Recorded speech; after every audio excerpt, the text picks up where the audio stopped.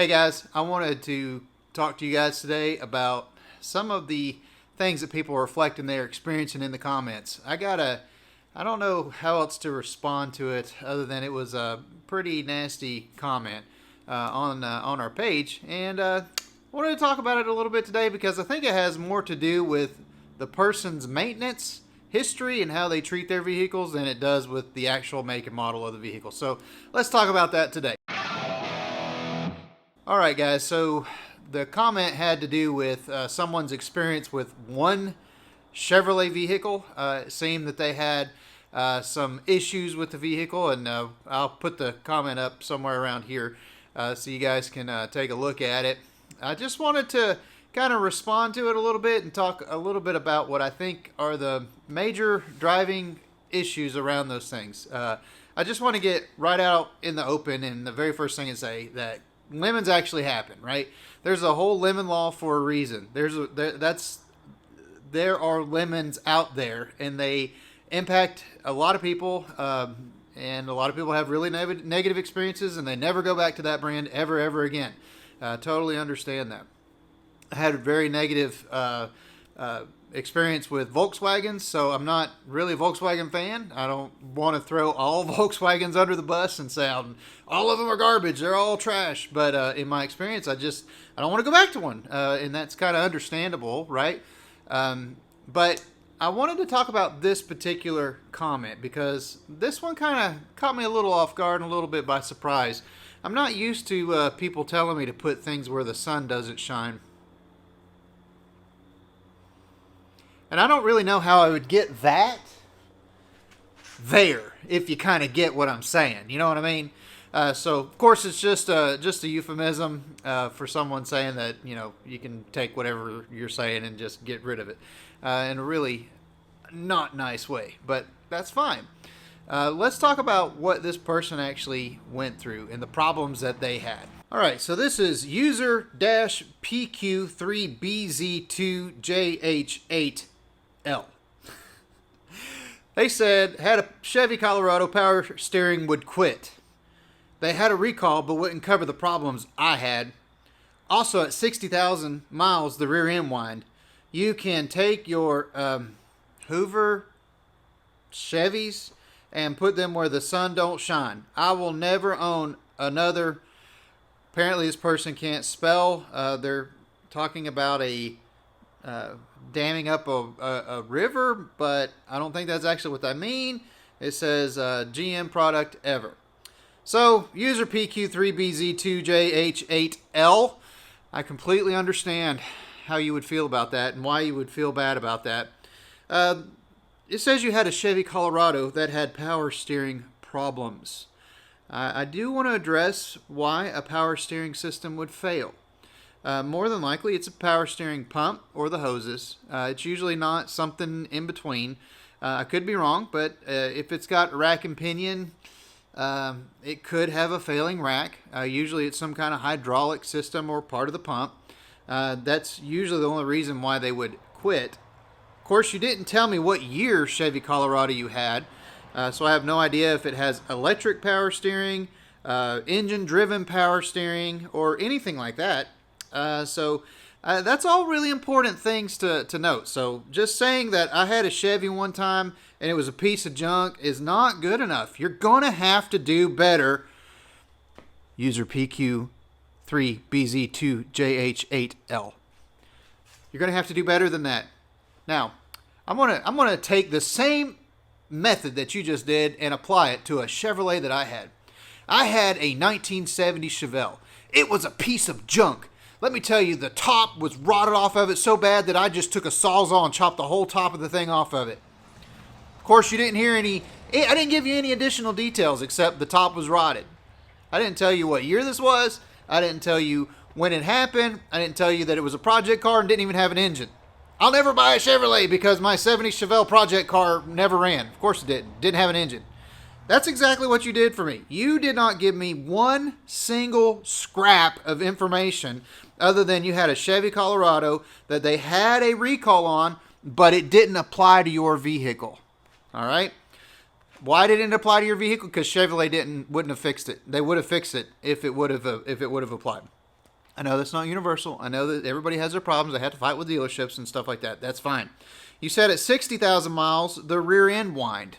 Okay, did you buy this vehicle brand new? Have you ever completed a rear axle service before it started whining? Or did you do one right before it started whining? Maybe you didn't put enough fluid in it. Maybe whoever serviced it didn't put enough fluid in it. Maybe you did burnouts in the parking lot and then all of a sudden the rear end started whining. You didn't tell me anything. You didn't tell me that you might have drove across a river while you were hunting and you forged a river and trying to see how tough and reliable this vehicle is. And next thing you know, your rear end's whining. You didn't leave any of those. You left all those details out. The only thing I can assume is that you were driving down the road, and then at the moment it went from 59,999 miles, and it rolled over to 60,000 miles, all of a sudden the rear end jumped up and started going, whoa, whoa, whoa, whoa, whoa. You know what? I really feel sorry for you. You have to go on a keyboard, and you have to say things like this. I really hope you get in a better place with your life. I'm like really concerned about you. User-PQ3BZ2JH8L. I'm really concerned about you. You're getting really worked up over vehicles. I want to go on a little journey with you, okay? That is a Chevrolet Silverado, and I've made a lot of videos about it. And guess what's going to happen to this Chevrolet Silverado? I'm going to change the oil in it. I'm going to continue to use it. I'm going to continue to tow with it. I'm going to continue to do things to it. I'm going to continue to change the other fluids. I'm going to continue to change the brakes and the tires and all those things that wear out over time. This requires something called maintenance, all right? And if you don't do the maintenance, guess what's going to happen? Rear end's going to start whining, power steering's going to go out. You can't run these things low on fluids. You got to do your maintenance. Now, of course, I know that some things are just garbage. I don't like Hyundais. I don't like Kias and the way they're treating their customers right now. Having that engines blow up randomly, having a dealership with a video with 10 engines being replaced at one time on new Kias, that's not good. It's not good, all right? So I understand. Things happen. But to wholesale say that you'll never own another Chevy, you know what? I just know that's categorically false. And here's how I know. If you get in a bind and you need a vehicle and the only one that you can find in the budget that you have is a Chevrolet, it sure beats walking. You understand? It sure does. And this truck, one day, even though I do all the maintenance, I do all the things, everything that I can do to this truck, one day this truck's going to get recycled. It's going to end up in a junkyard at an LKQ style yard. People are going to take parts off of it. People are going to put them on their trucks, keep them running. This truck is not going to last forever. There's nothing really special about that truck other than it's my truck and I use the fire out of it. It's not a Callaway special. It's not going to end up in a museum somewhere as a limited edition, one of only. This truck is going to serve a purpose just like all the other trucks that are out there, Ford, Chevy, Dodge, and all the other regular vehicles, and it's going to go to the junkyard when it's used up. I can put a motor in it. I can try to run it for the next 25 years, and I really hope I'm able to do that. But guess what? Just like that truck, you see that one, guys? That's a 1996 Dodge Ram that's been restored once and it needs it again. That truck takes a fierce amount of maintenance and work just to keep the thing on the road and looking halfway decent. It doesn't look decent right now. It's had a front end accident. It's had the last paint job we did on it was horrible, so that's coming off of it. And we had, we've had 2 accidents on it. Somebody drove down a fence post and scraped it down the side. That's what's going on there. Listen, all of these things need maintenance. And to just say, I'll never own a Dodge because I had a bad experience with that one. Well, I'm sorry. Things require maintenance. And if you own older stuff or you didn't buy it brand new, it's going to require even more. That's just the way things are. All right?